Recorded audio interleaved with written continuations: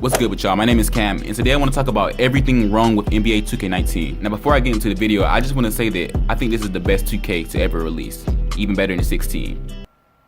Yeah, it's like that. So this isn't a 2K bashing video, it's basically a video to point out all the annoying and minor issues and flaws in this game. Now I'm sure most y'all can relate, especially if you play Park. But anyways, let's get to the video. Alright, so the first thing I want to discuss is graphics. I don't know what happened to 2K in the past year, but these graphics looking kind of tough. They look real tough. In the NBA portion of the game, the graphics are fine. They look great, they look amazing. But in the Park, god damn, what happened? I want you to go into the Park right now and just look around. Tell me these My Players don't look like Clay. Now on your screen, you look perfectly fine. But if you look at your My Player from another person's perspective, you're gonna look like shit. For example, custom shoes, which is another thing that's horribly bad graphically in this game. For some reason, the custom shoes in this game look pretty scuffed. On my screen, my black toe Jordan 1s will look beautiful. But on somebody else's screen, them shits look like trash. Another thing that looks graphically bad is the tattoos. In 2K19, the tattoos are so pixelated. Like I'll be walking around the neighborhood and I'll see a nigga that's tatted up and I'll go up to him and his tattoos look like straight up gibberish. It looks like a 4-year-old just scribbled on somebody's body and just called it art. That's how it looks. Like it's that bad. And the funny thing about it is that nobody talks about that. Like nobody ever discusses that.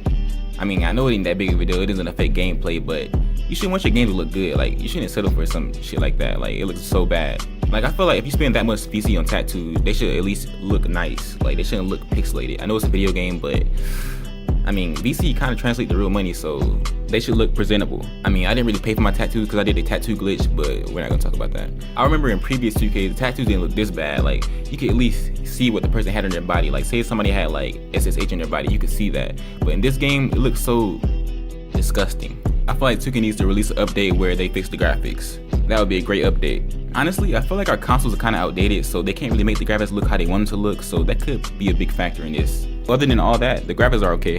They're alright. The next thing I want to discuss is a particular court. What is that court, you ask? It's the 1v1 court. Now, I've been waiting to rant about this 1v1 court because there's so many issues that revolve around it. Number one, the 1v1 court favors big men and post scorers, and that's a fact. Tell me why every time I go into the stage and go to the 1v1 court, there's always some post-scoring center with a big-ass afro streaking in the 1v1 court. Let me know why that happens. Matter of fact, you don't even gotta answer that.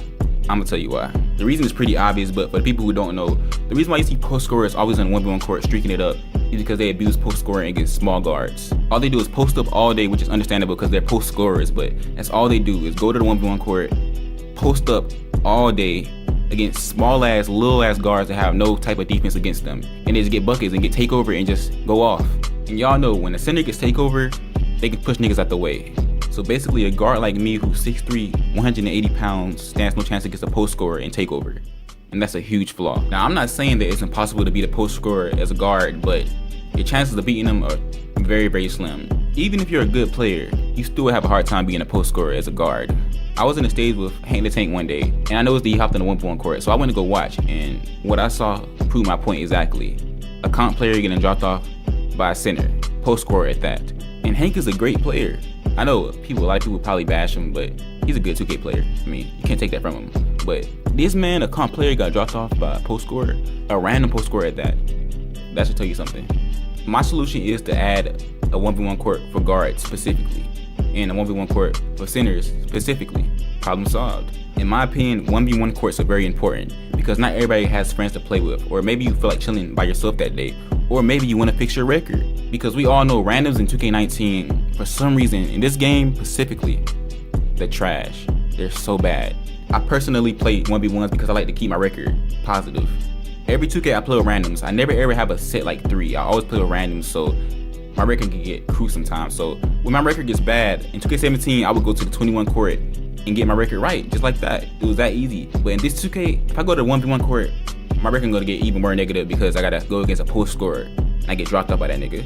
To solve this problem, I feel like 2K should add the guard 1v1 court or bring back 21. Why did you guys even take out 21 in the first place? I mean, I know a lot of people didn't play it, but there was a fan base for it, so you guys could have kept it in the game, to be honest. I'm just tired of seeing the 1v1 court be biased to certain archetypes. And one last thing, it shouldn't be in the stage, and it definitely shouldn't cost VC. No, he's got a point. Next, we got cosmetics. Now, I don't have much to say about the cosmetics in this game because they're pretty nice, but there are a few flaws. Okay, so at the beginning of the story, you can pick a shoe deal. So I picked Jordan. Now, if you play My Career, you know that when you pick a shoe deal, you usually get the shoes for free, just like in 2K16, 17, and 18. But it's a different story with 2K19. I don't know why, but for some reason, this game goes by tiers. So as you upgrade the tiers, you start getting shoes for free. But guess what? It's not for Park. The only shoes you get for free are the ones you wear in the NBA. Not even in Pro-Am or Park, just the NBA. Now, this had me confused because I remember in the previous 2Ks, you always got custom shoes for free inside the park. Like all your shoes were free inside the park.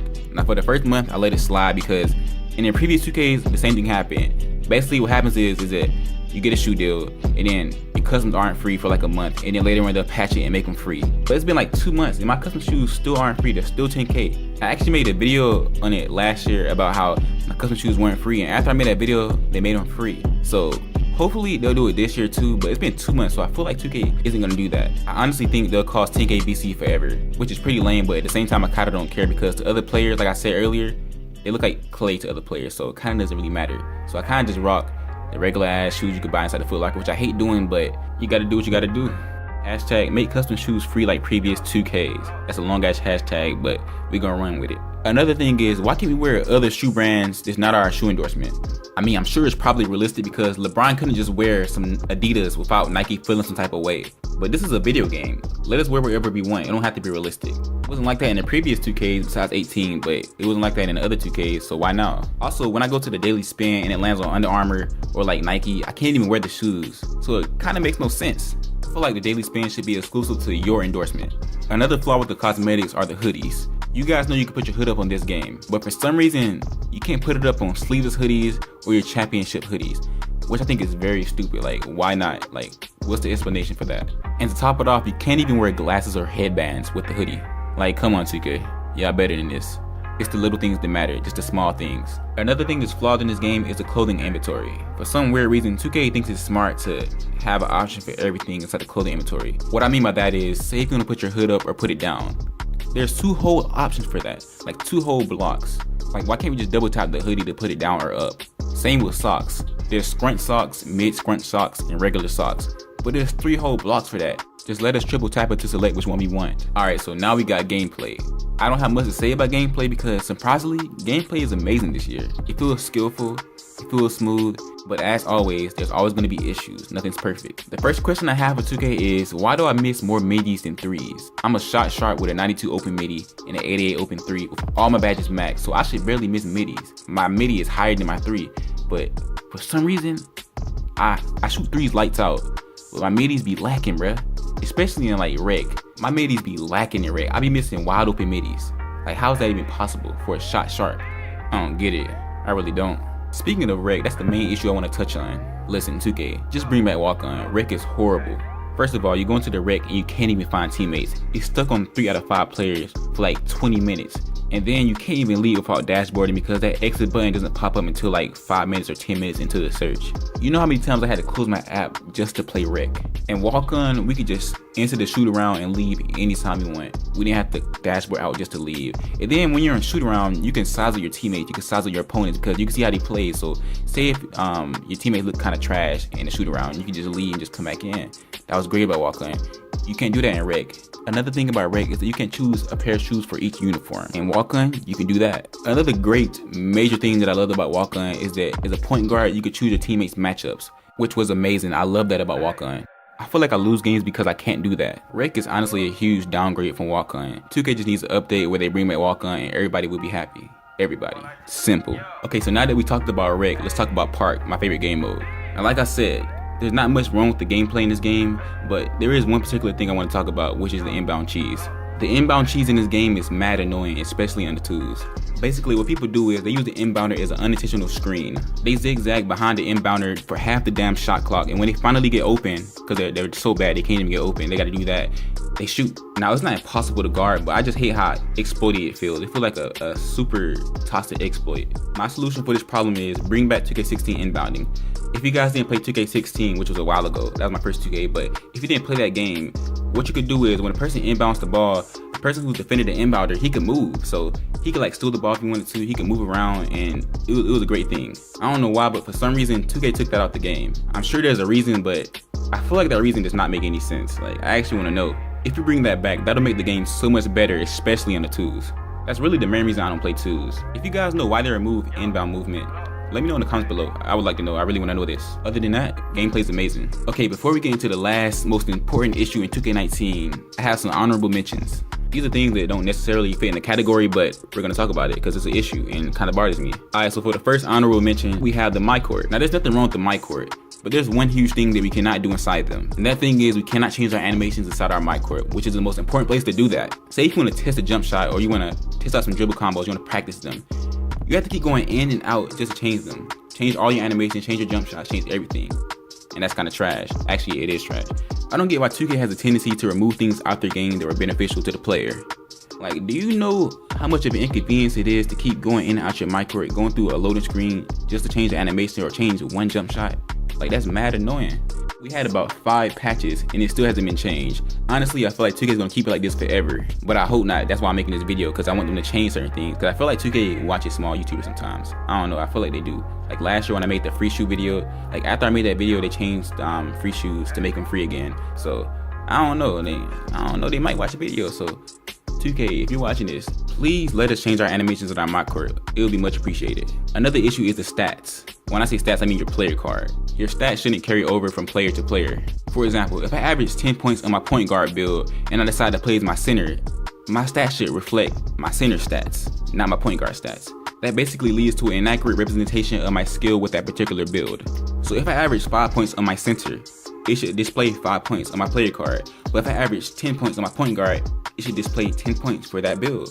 Also, our stats should display our teammate grade and not a free throw percentage. Like, who even shoots free throws in Park? Like, you only do that one time, and that's with house rules, but anything else, you don't do that. I don't care to see a guy's free throw percentage. That's not a good judgment of his skill. Teammate grade would make more sense because that means he passes, that means he doesn't turn over a lot, that means he has, like, better decision making. I don't know, it just tells a lot more than a free throw percentage. We still can't wear compression shirts under our jerseys in Park. We could do it in 2K16 and 17, why not now? Why can't we ride our skateboard and vehicles in the park? I mean, we paid $60K for it, so this is kind of a big issue actually. We still can practice our free throws in our My Courts like we did in 17. That's wild. The Jordan Rake Center has silent whistles. That needs to be fixed ASAP. The badge grind. Nothing's wrong with it. I just think it's dumb that we can't go past 700 points. At least let us end the drill after 3 stars. There's no progress bar on our daily challenges. Why are there missing haircuts in the game? Why do I still get stuck on the got next spot, which causes me to close the app? Why are there no regular glasses inside the game? Yeah, I do know people wear glasses in real life, so I'm sure they would appreciate if their player looked just like them. When we win something out the daily spin, can y'all tell us what we got? I got a My Court item and I still don't know what I got. Why is the My Court still the same from last year? Why does Court Conqueror count towards our record? Your Park record should display how you perform against actual players, not against bots. He's got a point. Okay, so for the last and most important issue of 2K19, we have rep and rep awards. A lot of people have said this and I feel the same way about it, but this rep system is a fat L. Listen, we need the old rep system back. I'm talking no My Career. When you allow people to grind rep inside My Career, that basically kills the competitiveness in Park. First of all, rep and overall should be 2 different things, but for some reason you can get Park rewards for playing My Career. I don't really get that. If you make Park rewards exclusive to Park, that'll eliminate the people who run when they see comp. The reason being is, if they see a comp player hop on the spot, in their head they'll be thinking that if they still play that comp player and take an L, they'll still get progress towards their rep reward. So at the end of the day, you're still winning because you're getting progress towards your rep reward. The problem now is people don't even have to play Park. If they see a comp player, they'll just hop up and say, I just go to My Career and get my rep that way. And that's the issue.